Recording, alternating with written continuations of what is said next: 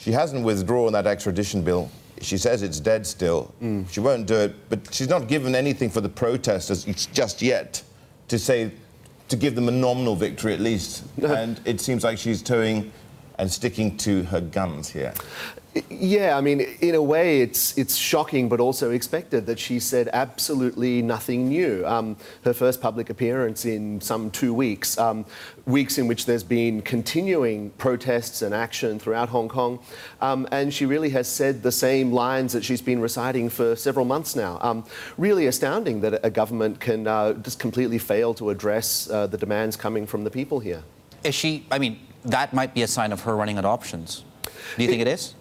Look, it may be that her hands are tied by Beijing and what they are allowing her to say or not say. But the real problem that we face now is that this vacuum of leadership, this lack of governance is leading to a collapse in public trust, in particular in the police. And we've seen that in particular over the weekends with a number of clashes outside police stations, people openly defying police. And that's not just a small violent minority of protesters. That seems to be spreading throughout the community, and there's no leadership from the government to address that. And Antony, she's just been talking about the police as well, saying the police are safeguarding the city's law and order, saying also that the media should have more understanding on what police actions are. This brings us to the fundamental point. It's not about the extradition bill, surely, anymore. It's much, much deeper than that. There's angst.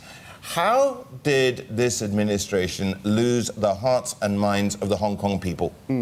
It's really by failing to respond in a timely fashion to the things that the people are saying.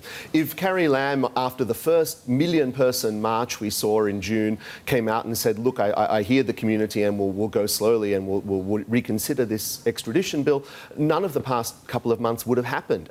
The fact that she refused to listen, continued to stick to her guns, brought 2 million people out onto the streets the following week, still was very slow in responding, just means that things have continued to escalate. And with every week of protest, new events occur, such as clashes with the police, that lead to new demands from the protesters. So we sort of have a snowballing effect here. In terms of how they then approach this, what would your prescription be? I mean, who needs to be around that negotiating table right now? I think the difficulty with the so-called leaderless protests that Carrie Lam is facing is there's not necessarily anyone for her to negotiate with, but certainly there seem to be pretty easy policy fixes that she can take. The first is to use the word withdraw in connection with the bill rather than just say it is dead. The second would definitely be to institute an independent commission of inquiry. That's a key demand from protesters, and given the disruptions we've seen to Hong Kong society, seems to be necessary just to get the community to reconcile. And the third thing would be to reopen the political consultation process that was abandoned after the umbrella movement 5 years ago and sort of get people moving in the direction. Would you, with the PBOC at the moment just talking about the Chinese economy being sound, or the economy is fundamentally sound, that's just a line coming from the central bank here, and that they're able to keep the yuan stable at a reasonable balanced level, despite the massive fallback that we've seen and the breach of 7. That's one thing which is going on in China proper sort of thing, but let's just take a look at what you were just mentioning. There seems to... Would you ever describe the administrations that we've had, not just this one, but CY Leung's before, as perhaps having a paucity of leadership, given that there's not been a real inquiry into what has happened and the mainsprings of why things have come to pass in the manner that they have?